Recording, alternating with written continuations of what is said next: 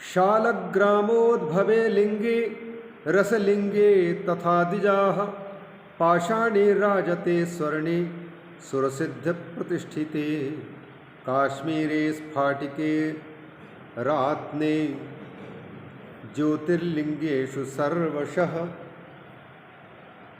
चांद्रायण समं प्रोक्तम शंभोर्नैवेद्य भक्षणम। शालग्रामोद्भवे, शालग्राम में उत्पन्न हुआ शिवलिंग हो, और रसलिंगे पारद का बना हुआ शिवलिंग हो, पाषाणे पाषाण का बना हुआ शिवलिंग हो, राजते चांदी के बने हुए शिवलिंग हो, स्वर्णे सोने के बना हुआ शिवलिंग हो, अथवा सुरसिद्ध प्रतिष्ठिते देवताओं ने या सिद्ध महापुरुषों ने मुनियों ने जिसकी प्रतिष्ठा की हो ऐसा शिवलिंग हो, काश्मीरे केशर के बने हुए शिवलिंग हो, या स्फटिक के शिवलिंग हो, अथवा रातने किसी रत्न के बना हुआ शिवलिंग हो, ज्योतिर्लिंगेशु और जितने भी ज्योतिर्लिंग हैं 12 ज्योतिर्लिंग सौराष्ट्रे सोमनाथम च श्रीशैले मल्लिकार्जुनम उज्जयिन्यां महाकालम ओंकारमलेश्वरम शरण्यां वैद्यनाथं च डाकिन्यां भीमशंकरे सेतुबंधे तु रामेशं नागेशं दारुकावने वाराणस्यां तु विश्वेशं त्र्यंबकं गौतमी तटे हिमालये तो केदारं कुष्मेशं च शिवालये।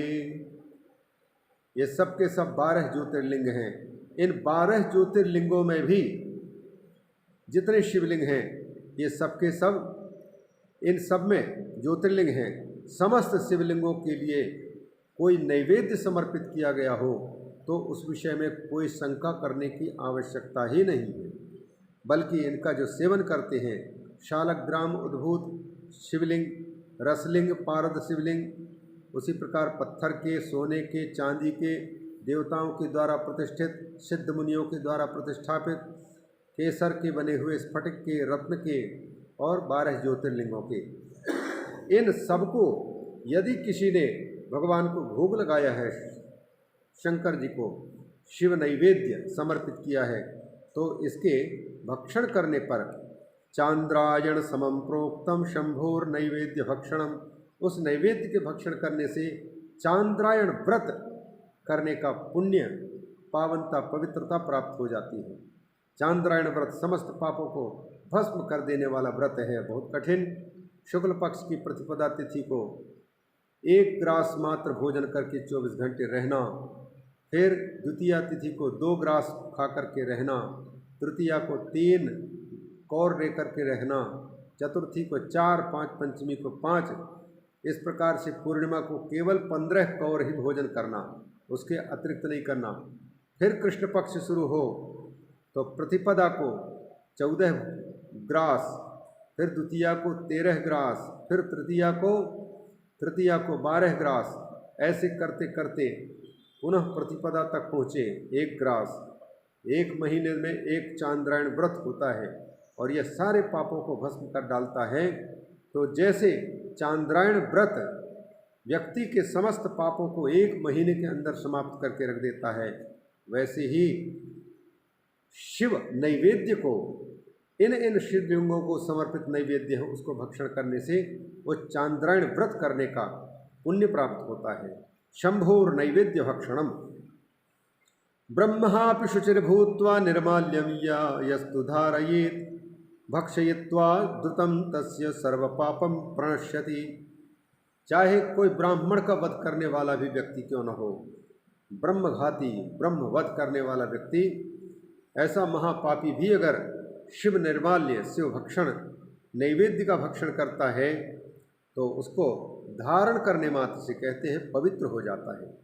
भक्षयित्वा द्रुतं तस्य, भक्षण करने पर तो उसके पाप, द्रुतम सर्व पापम प्रणश्यति, सब पाप नष्ट हो जाते हैं। इसलिए ऋषियों, यह जो कथन है कि शिव निर्माल्य, शिव नैवेद्य को भक्षण करना नहीं चाहिए, ऐसा जिनका कथन है उनका कथन ईर्ष्याजन्य है और अज्ञानजन्य है। अज्ञान के कारण शिव पुराण का दर्शन या वाचन या श्रवण नहीं किया है, ऐसे लोगों के मन में ही भगवान के प्रति इस प्रकार के कुतर्क उत्पन्न होता है, संदेह उत्पन्न होता है।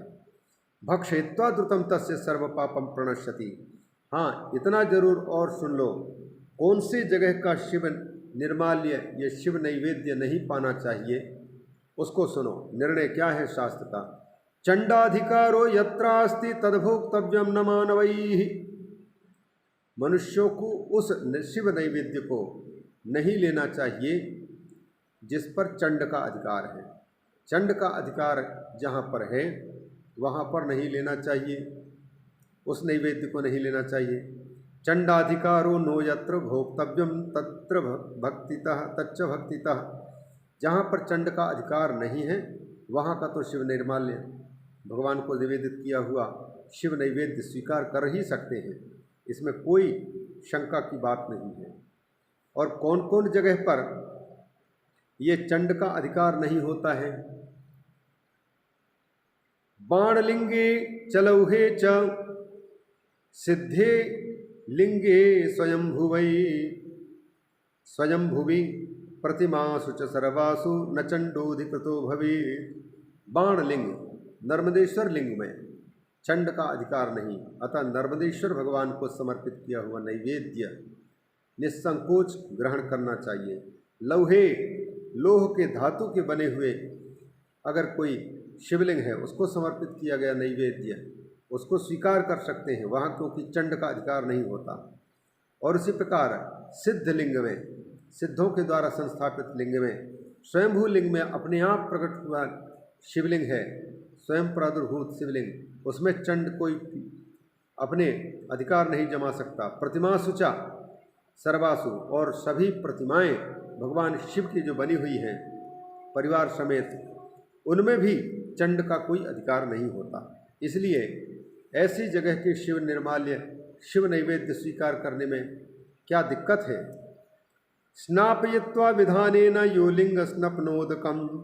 भगवान शंकर जी को स्नान कराया, शिवलिंग स्नान कराया, और स्नान करने के बाद जो जल है, स्नान का जल, लिंग स्नपनोदकम त्रिविधम पापम तस्य हाशु विनश्यति।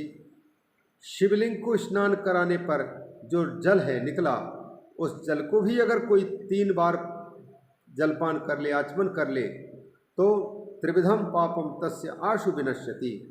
कायिक वाचिक मानसिक, मन से अगर किसी के प्रति बुरा सोचा, किसी का हाथ पांव से शरीर से गलत काम कर दिया, या किसी को वाणी से दिल दुखा करके पाप किया, झूठ आदि बोल दिया, तो ऐसे 3 प्रकार के पाप केवल उस शंकर जी के अभिषेक करने पर निकला हुआ जो जल है उसके 3 बार आचमन करने मात्र से सारा पाप नष्ट हो जाता है। त्रिपिबेद त्रिविधम पापम तस्येहाशु विनश्यति। अग्राह्यम शिव नैवेद्यम पत्रम पुष्पम फलम जलम शालग्राम शिला संगात सर्वम याति पवित्रताम। अब एक उपाय और है। चंड का जहाँ पर अधिकार है उस जगह का शिव नैवेद्य नहीं ग्रहण करना चाहिए, ये सही बात, लेकिन चंड के द्वारा अधिकृत होने के कारण अगर जो शिव नैवेद्य अग्राह्य दिखाई दे रहा है उस विषय में सुनो। अग्राह्यम शिव नैवेद्यम पत्रम पुष्पम फलम जलम शालग्राम शिला संगात सर्वम याति पवित्रताम। चंड के द्वारा अधिकृत होने के कारण जहाँ जिस शिव नैवेद्य को नहीं ग्रहण करना चाहिए कहा जाता है, तो वहाँ का निर्णय सुनो। पत्र पुष्प फल नैवेद्य जल, यह सब शालग्राम शिला के स्पर्श से वह शिव नैवेद्य भी चंड के दोष से दूषित नहीं होता, वह पवित्र हो जाता है। शालग्राम शिला भगवान विष्णु का प्रतीक और शिवलिंग भगवान शिव का प्रतीक, इन दोनों के पाषाण की प्रतिमा इस प्रकार से निर्गुण निराकार के प्रतीक, इन दोनों के पूजा होती है। और ब्रह्मा जी यद्यपि महादेव तो हैं, ब्रह्मा विष्णु महेश तीनों एक ही हैं, लेकिन ब्रह्मा जी के पंचम मुख ने झूठ बोल करके और केवड़ा से झूठ बुलवा दिया पूजा पाने के चक्कर में, इसलिए ब्रह्मा जी के कोई ना तो शिवलिंग की भांति पूजा और न शालग्राम के रूप में पूजा और न ही उसके कहीं मठ मंदिर आदि का निर्माण। शिव महापुराण कहता है कि अपनी प्रतिष्ठा पाने के लिए ब्रह्मा जी ने स्वयं तो झूठ बोला और केवड़े से भी झूठ बुलवाया। अतः आकाशवाणी में भगवान ज्योतिर्मय शिवलिंग से आवाज़ आई कि ब्रह्मा, तुमने अपनी पूजा सारे संसार में प्राप्त कराने के लिए झूठ का आश्रय लिया है और विष्णु ने सच सच बोला है। ज्योतिर्लिंग का पता नहीं लगा पाया, आदि अंत कहाँ तक है, तो झूठ नहीं बोला, हमने नहीं पता लगा पाया। पर ब्रह्मा जी ने कह दिया था कि हमने देख लिया, ये साक्षी है केवड़ा। अब ऊपर गए और जहाँ तक ये शिवलिंग फैला हुआ है वहाँ तक पहुँचे तो ये केवड़े का फूल चढ़ा हुआ मिल गया हमको। और केवड़े ने वैसे सारे पुष्पों के राजा बनने के लालच में आकर के झूठ बोल दिया था, इसलिए ज्योतिर्लिंग में विराजमान भगवान से सहन नहीं हुआ और गुस्से में आकर के उन्होंने तुरंत वीरभद्र को प्रकट किया। और वीरभद्र ने कहा, प्रभु मेरे लिए क्या आज्ञा है? तो उन्होंने कहा कि जाओ, ये ब्रह्मा जी सारे संसार में प्रतिष्ठा पाने के लिए पंचम मुख से इन्होंने झूठ बोला है। अब इनके या अच्छे तीखे तलवार से अच्छी पूजा करना, वीआईपी पूजा कर देना। तो सीधे ही वीरभद्र ने जाकर के ब्रह्मा जी के 5 सिरों में से झूठ बोलने वाले ऊपर का सिर उड़ा दिया। शंकर भगवान के 5 सिर और ब्रह्मा जी के भी 5 सिर थे, लेकिन झूठ बोलने वाले सिर को उड़ा दिया। कांपने लग गए ब्रह्मा जी, मुरझाए हुए लता की भांति गिर गए नीचे। और फिर भगवान भोलेनाथ की कृपा से जीवन दान तो मिल गया, पर पंचम सिर उसका उड़ गया और केवड़े से कह दिया कि तुम पुष्पों के राजा बनने के लालच में आकर के और ब्रह्मा जी की झूठी गवाही दी। ब्रह्मा जी के पक्ष में झूठ बोलने वाला व्यक्ति मेरा भक्त नहीं हो सकता और दुनिया में कहीं प्रतिष्ठा नहीं पा सकता।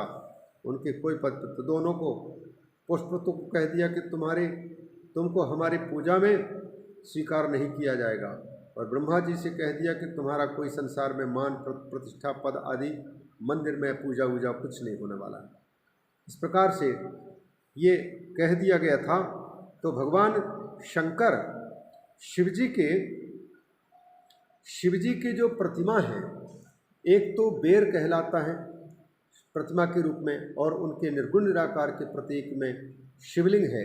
तो उस शिवलिंग को जहाँ पर शिव नैवेद्य समर्पित किया है, किसी ने भोग लगाया है और उसको लोगों के गलत बताए अनुसार इसको ग्रहण नहीं करना चाहिए क्योंकि शिवलिंग में चढ़ा हुआ है, इसको दिया हुआ है भोग लगा, तो यह बात नहीं है।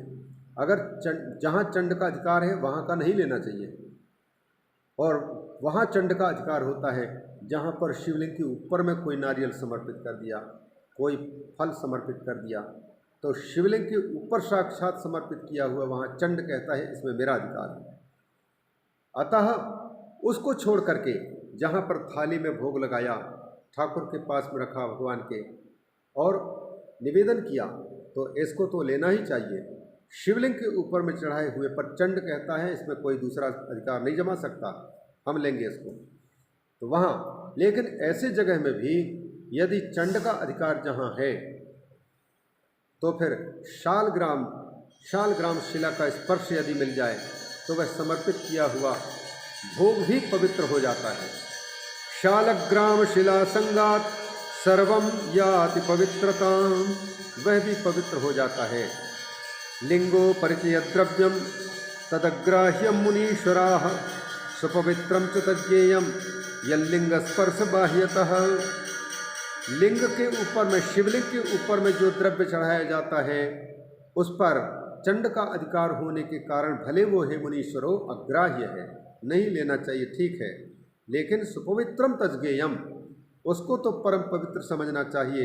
यह लिंग स्पर्श बाह्यतः, जिसका शिवलिंग का स्पर्श भी नहीं कराया गया है, बाहर से ही भोग लगाया गया है, उस पर तो सभी लोग ले सकते हैं उसको, और शिवलिंग पर समर्पित किए हुए को तो तभी ले सकते हैं जब शालग्राम शिला का उसका स्पर्श हो।